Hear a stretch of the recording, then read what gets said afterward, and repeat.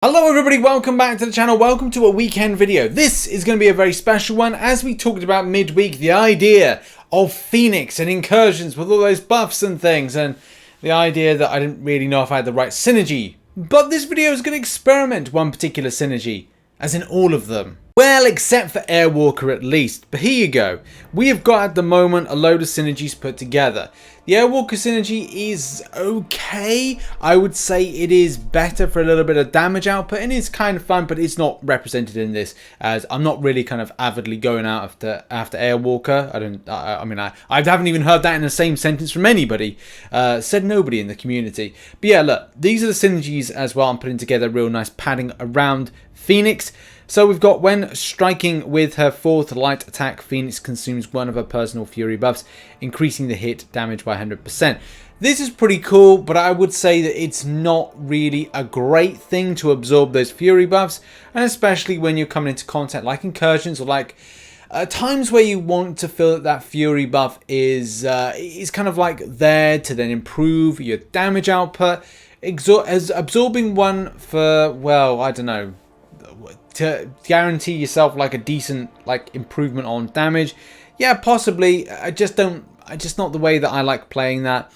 But yeah, like it's an option for players if you are interested in doing such a thing.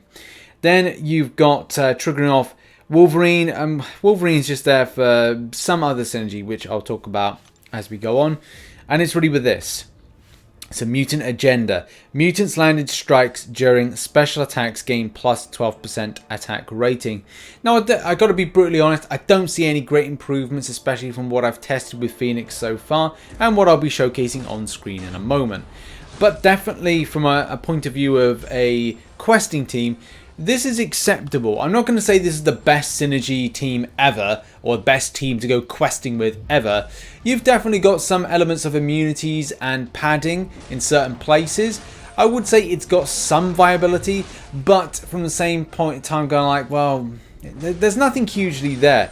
Is it your Doctor Dooms or your God tier champions? No. Is it your Aegons? Is it your Namors? Is it your Ghosts? Is it anything that is currently rated as a God tier champion? It is not. But still, it's fun if you're looking for an option to go questing in, and maybe some of the key champions that you have for availability are out there. Maybe you've got these 4 stars at max as max 4 stars. Then yeah, of course, give it a go.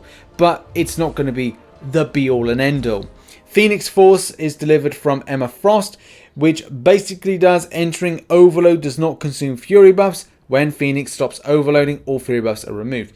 So that's good in some ways. Phoenix would absorb her fury buffs, as we're just going to have a quick look on the abilities to kind of get an idea if that is indeed correct. So overall, 11 fury buffs. On entering overload, Phoenix Force charges are immediately consumed and Phoenix begins to consume fury buffs periodically.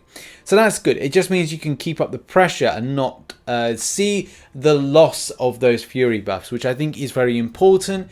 Maybe it would have been better for me to, in my incursions video, have used Emma Frost and Terrax in some sort of synergy group.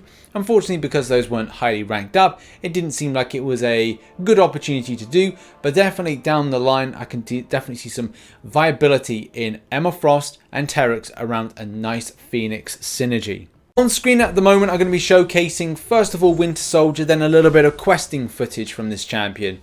From a questing format, it is a great champion, and I would recommend if you're looking for an out there synergy to work around Phoenix, and say for whatever reason you have a rank 2 6-star Phoenix that has got a load of signature stones on her, or you've got another starage rating that's got a lot of signatures. It's fun. I would say that it would be better if it was a starting out synergy, like your go-to synergy when you're starting off in the game. And yeah, especially when you want a load of fury buffs on.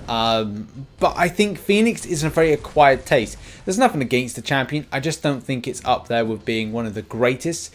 But still, with that incinerate damage, with that regen, that surviving death or the KO, it is very, very effective. And especially if you're looking for a second chance, you got a lot of signatures, and you're able to recover yourself a lot of health as a result. This champion can be that saving light, and I would say very underrated based on that. If you're looking for a very early on champion that can be fun and utilized well in your roster, Phoenix could be that champion. I mean, from a 6-star perspective, if it's your first ever duped 6-star, then yeah, this champion could be really handy, but not for the long term. But yeah, if you're looking for a rank 2 that's going to be able to bump your prestige, go for it. But let's focus on the synergies.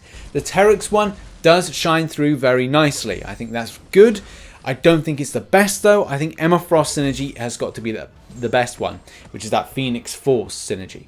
The idea that she's able to keep, while she goes into overload, her fury attacks does mean that the champion is more sustainable on the damage output side of things. But it doesn't really look towards a champion that could do the likes of Abyss of Legends.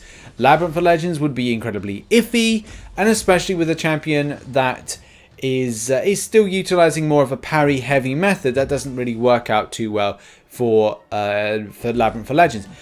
The thing that's interesting is it does a passive stun. If you're able to utilize the passive stun elements to the champion, it can be quite effective. And as well, there are some slight utility with the Mr. Sinister synergy of doing True Strike, but that again is something that's very specific as opposed to this champion's damage output, which is limited if she does not have or possess Emma Frost on the team, or as well having Terrax.